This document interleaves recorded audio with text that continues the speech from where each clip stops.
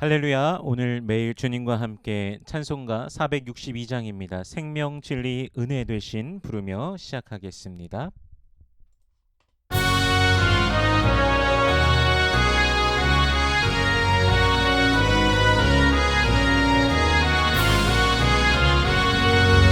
생명 진리 은혜 되신 영원하신 구세주 사람 되사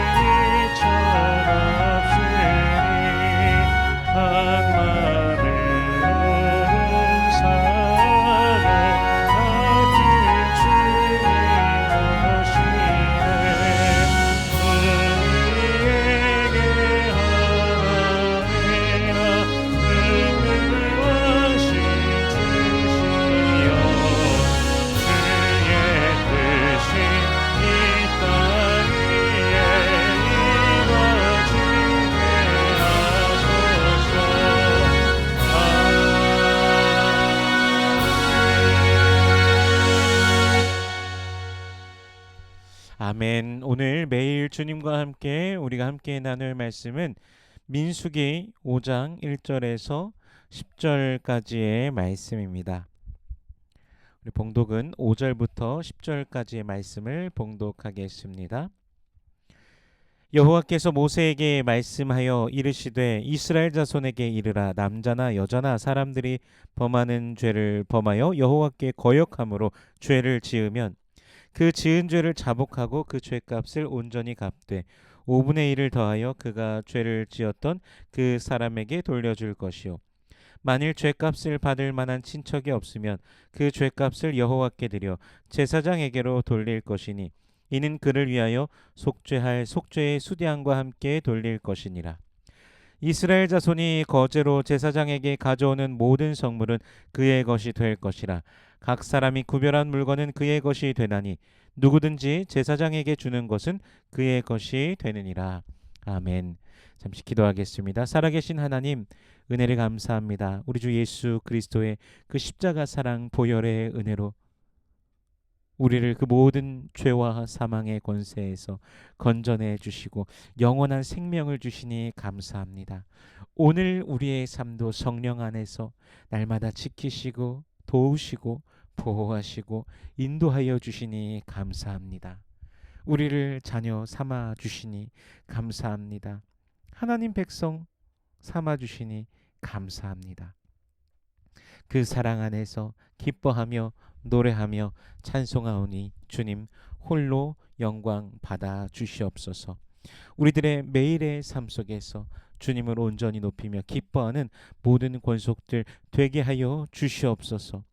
때로는 그 은혜를 잊어버리고 망각하고 죄를 향해 우리의 눈과 우리의 입술을 또한 우리의 귀를 우리의 손과 발을 두었을 때도 있음을 고백합니다. 마음으로 생각으로 범죄하였을 때도 있음을 고백합니다. 주님 용서하여 주시옵소서. 그 사랑, 그 자비, 그 긍휼로서 우리를 용서하시고 새롭게 하시며 날마다 주께 더욱더 가까이 나아가는 주의 백성들 되게 하여 주시옵소서. 이 시간 말씀을 대합니다. 성령께서 친히 이 말씀 조명하여 주시사 깨닫게 하시고 아멘으로 화답게 하시며 순종케 하시며 하늘로부터 내려오는 신령한 복을 누리는 모든 주의 백성들 되게 하여 주시옵소서. 감사드리며 예수님 이름으로 기도드립니다. 아멘. 진영과 행진에 대해서 말씀을 해 주셨습니다. 이스라엘 백성들, 온 백성들이 어떻게 그 성막을 중심으로 진영을 이루고 행진할지에 대해서 말씀해 주시다가 오늘 본문에서는 이제 갑자기 부정한 사람을 처리하는 법, 즉 정결에 대한 규례가 등장하게 됩니다. 사실 조금 의아하다는 생각을 가질 수도 있습니다.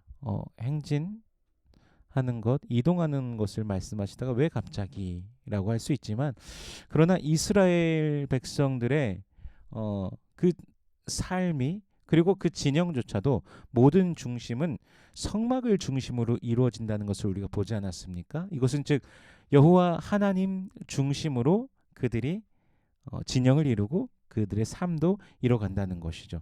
하나님의 보내시는 구름 기둥, 불 기둥에 따라서만 그들은 또 움직이게 되지 않습니까? 그렇다면 무엇보다도 그들은 이스라엘 백성들은 거룩을 지켜야 되고 정결함을 유지해야 됩니다. 하나님께서 거룩하심으로 그들도 거룩해야 되는 것이죠. 오늘 2절 말씀과 3절 말씀을 보면요. 이스라엘 자손에게 명령하여 모든 나병 환자와 유출증이 있는 자와 주검으로 부정하게 된 자를 다 진영 밖으로 내보내되 남녀를 막론하고 다 진영 밖으로 내보내어 그들이 진영을 더럽히게 하지 말라. 내가 그 진영 가운데에 거하느니라 하시매. 아멘. 나병 환자와 유출증이 있는 자, 주검으로 인해 부정하게 된 자 모두 이스라엘의 정결법상, 의식법상 더러워진 자들입니다. 그들이 율법에 정한 대로 그들이 그냥 계속해서 부정한 것은 아닙니다. 이제 깨끗해질 때까지 진 밖으로 내보내라고 하는 것이죠. 그래서 그 율법에 의해서 정해진 기간과 또 하나님께서 제사장을 통하여서 그들이 정하게 되었는가 확인하는 그 절차들을 다 가지도록 하는 것이죠. 그래서 이스라엘의 진영에 여호와께서 함께 하신다라는 그 사실, 그들로 하여금 이것은 하나님을 향한 경외함을 가지고 계속해서 살아가도록 하게 합니다. 또한 하나님께서 함께 하시기 때문에 스스로를 거룩하게 유지해야 된다는 거룩한 부담감을 그들이 갖고 살아가게 하는 것이죠.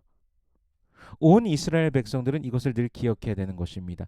우리 또한 성령께서 거하시는 하나님의 성전이라는 사실을 우리가 주의 공동체가 그러한 존재라는 사실을 기억하며 거룩한 삶을 살아가기 위한 갈망이 있어야 될 것입니다. 아버지의 온전하심과 같이 우리도 온전하여야 되며 또한 그런 삶을 갈망하면서 살아가야 된다라는 것이죠.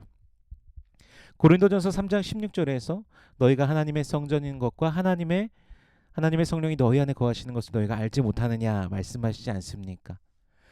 특별히 고린도 교회를 향하여서 그 말씀을 한 이유가 하나님의 성전된 자들임에도 불구하고 그 안에 있는 여러 가지 그 수많은 그 문제들, 싸움과 다툼과 또 여러 가지 하나님의 말씀을 멀리하고 오히려 자신들의 정욕대로 뜻대로 또 자신은 또 잘났다 또 음란함 여러 가지를 갖고 있었던 그 모습들로 인하여서 스스로를 돌아보면서 주님 앞에 서기를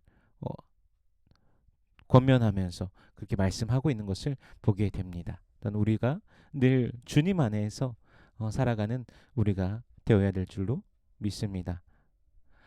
이어서 이제 5절부터는 죄에 대한 값을 말씀하십니다.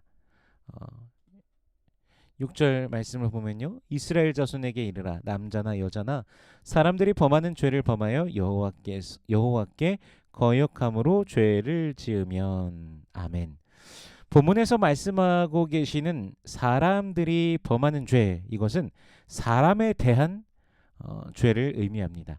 타인에게 짓는 죄. 이것을 오늘 본문에서 보니까요. 여호와께 거역함으로 죄를 지으면이라고 말씀하고 계십니다. 이 거역에 해당하는 단어를 원어 성경에서 보면 마알이라는 이 히브리어 단어가 사용되는데 부정, 반역, 불성실한 행위입니다. 즉 타인에 대한 죄가 하나님을 향한 죄뿐만이 아니라요. 우리가 이제 1차적으로 이제 직관적으로 생각해 볼 때 사람에 대한 죄가 하나님을 향한 불성실한 그런 죄가 된다라는 것이죠. 근데 이 불성실하다라는 것은 또 영어로도 표현하면 unfaithful도 되지 않습니까? 즉 한 번 더 우리 말로 또 생각해서 가져면 이제 믿음 없는 행위가 된다는 것이죠. 그래서 타인을 향해서 죄를 짓는 것도 결국에는 믿음 없는 하나님께 믿음이 없는 행위이고 여호와를 거역하는 행위가 된다라는 것입니다. 그래서 우리는 또 일상 속에서 하나님을 경외하고 정말 그리스도 예수를 믿으며 살아간다는 것은 이웃을 향하여서도 형제 자매를 향하여서도 신실함으로 살아가는 자가 된다라는 것이죠. 요한일서에서도 하나님을 사랑한다고 하면서 형제를 미워한다라면 거짓말하는 자라 그렇게 우리가 또 말씀을 또 보았던 것이 기억납니다. 그러므로 우리는 늘 주의 말씀 안에서 주님의 뜻 안에서 내가 살아가고 있는가 또 스스로를 점검하는 것이 늘 필요합니다. 그런데 어쨌든 모든 사람은 죄인입니다. 그렇지 않습니까? 우리가 예수를 믿은 뒤에도 분명히 죄를 지으면 안 된다라는 걸 알면서도 죄의 미혹과 유혹 속에 빠지는 우리들 자신의 모습을 발견합니다. 구약 시대 이 이스라엘 백성들도 마찬가지일 것이죠. 분명히 거룩하신 하나님 앞에서 그렇게 죄를 지으면 안 되지만 그럼에도 불구하고 죄를 짓는 경우가 발생한다는 것이죠. 그럼 그 죄를 지었을 때 어떻게 해야 되는가? 이제 말씀을 해주시고 계십니다. 7절 말씀에 보면요. 그 지은 죄를 자복하고 그 죄값을 온전히 갚되 5분의 1을 더하여 그가 죄를 지었던 그 사람에게 돌려줄 것이요. 아멘. 오늘 본문에서 보여주시는 것은 이제 탈취하거나 이제 착취한 것, 어떤 사건에 관련된 것이죠. 그래서 이제 이런 경우에 자기의 죄를 자백하는 것이 먼저이고 하나님을 경외하여야만 자신의 죄를 자백할 수 있을 것입니다. 하나님에 대한 두려움이 있어야 죄를 자백할 수 있을 것이죠. 그리고 그 자백하고 나서 그것을 돌려줘야 되는데 5분의 1을 더해서 돌려줘야 됩니다. 그러니까 분명한 배상이 있는 것이죠. 자신이 정말 그렇게 그것을 하나님 앞에서 잘못했다라고 자백한다라면은 그 사람에 대해서도 내가 잘못했다라고 자백할 수 있는 용기가 있어야 되는 것이고 그것 또한 그 대가까지도 그렇게 또 치러야 된다라는 것이죠. 근데 그 죄값을 이제 그 배상을 돌려받을 사람이 사실 없어진 경우도 때로는 있을 것입니다. 피해자가 없어진 경우. 이제 가까운 친족에게 그런 경우는 배상을 해줄 수 있지만 친족도 없는 경우도 또 있을 수도 있습니다. 그럼 그 배상 또는 그 보상하는 것을 그럼 그냥 이제 뭐 아무도 없으니까 그냥 지나가도 된다. 이것이 아닙니다. 그렇다면 제사장에게 그 금액을 가져와서 제사장에게 주고 또한 속죄의 수량을 드려야 됩니다. 그러니까 진영 안에서 일어나는 형제, 자매, 이웃, 상호 간에 일어나는 일들조차도 이 정결함과 관련이 되어 있음을 또 우리가 보게 됩니다.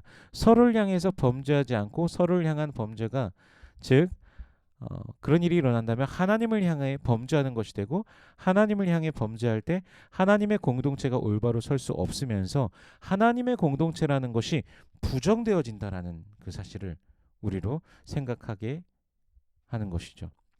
그러므로 교회는 교회 안에서 발생하는 죄의 문제를 또한 민감하게 반응해야 한다는 것을 보게 됩니다. 죄가 죄를 낳고 더 큰 죄를 낳기 때문에 죄의 문제를 주님 앞에 내어놓고 회개하며 이제 사람 사이의 관계 안에서도 효과적으로 처리해야 된다는 것을 생각해 보게 됩니다. 우리는 그리스도 예수 안에서 그 십자가 보혈의 은혜로 인하여서 죄 사함을 받았습니다. 우리 예수님께서 그 죄값을 대신하신 것이죠. 근데 사람에 대해서 분명히 잘못하는 것이 분명히 존재할 때 그 사람에게 또 상대방에게 그것을 고하면서 또 자신의 죄를 고백하고 하는 그런 용기 분명히 또 우리에게 필요하다는 것이죠. 그것이 또 공동체가 그리스도 안에서 아름답게 자라가는 또 원리 중에 하나가 될 것입니다. 하나님께서 기뻐하시는 공동체로 서기 위해서는 먼저 죄를 멀리 해야 됩니다. 그래서 하나님을 향한 믿음은 형제 자매를 향한 신실함으로 또한 나타나게 됨을 우리가 기억하면서 주 안에 있는 아름다운 공동체가 되기를 소원합니다. 오늘도 예수 안에서 그 은혜와 평강을 누리며 또 승리하는 하루가 되시기를 주님의 이름으로 축원합니다. 기도하겠습니다.